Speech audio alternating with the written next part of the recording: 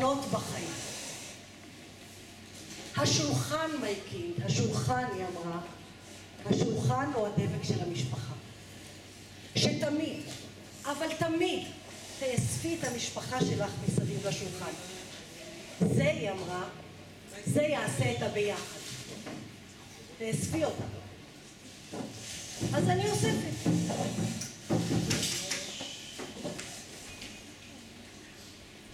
לפעמים אני אוספת לארוחות, לפעמים אני אוספת ליצירה, ועכשיו אני אוספת לסיפורים.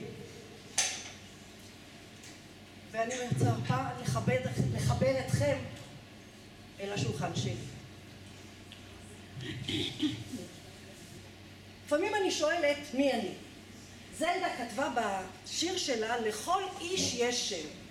גם לי יש שם. בתעודת זהות כתוב ב' י' ל' ה'. בילה. אני הייתי בטוחה שזה שם מאוד מיוחד. זה לא בלה וזה לא בלהה, זה בילה. עד שאבא שלי אמר לי יום אחד, שווייק שטיל, דוס איז ביילה. לא, ביילה זה כבר פחות מיוחד מבילה. במיוחד כשרוני, הבן דוד שלי, היה שר לי, ולבדודה שלי, סורי ביילה, שטיל. בבקשה.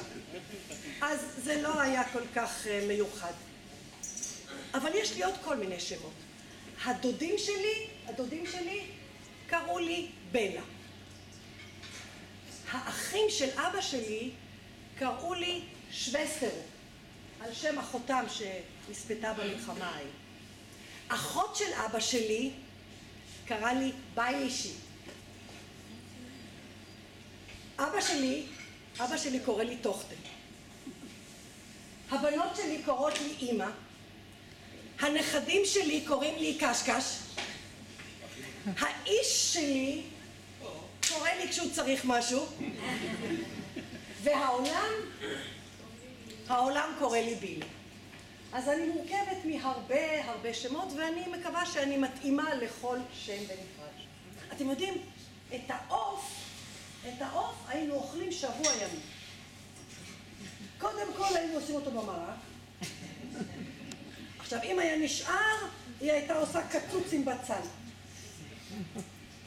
אם זה היה נשאר, היא הייתה ממלאה איזה בלינצ'ס.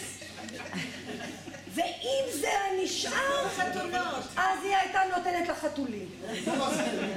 מה? יום אחד, כשהבת הבכורה שלי עברה לגור עם החבר שלה, היא מצלצלת אליי. היא אומרת לי, אמא, אני הפכתי להיות סבתא מיניה. אמרתי לה, אושרי, הסבר פרט ונמק, מה זאת אומרת? היא אומרת לי, נו, מה אני אעשה? אני בישלתי משהו, נשאר, עשיתי מזה קציצות. על זה אמא שלי הייתה אומרת, שעל עץ תפוחים לא גדולים משמישים. כן, ככה היא הייתה. מה זה? לא, אצלנו על עץ תפוחים לא גדלים משמישים. אמא שלי, היו לה הרבה תובנות חכמות בחיים. היא אמרה לי יום אחד, תקשיבי בת שלי, כשתתחתני יום אחד שלא יהיה לך חלוק בבית. למה שלא יהיה לי חלוק בבית? דרך אגב, אמא שלי חשבה שאישה צריכה להיות בבית. למה שלא יהיה לי חלוק בבית? היא אמרה שכשבעלך יחזור מהעבודה, שהיא לבושה, מסורקת ועם אודם. כי הבחורות, תמיד זה בחורות ותמיד בקונוטציה שלילית. כי הבחורות בעבודה לא לובשות חלוק.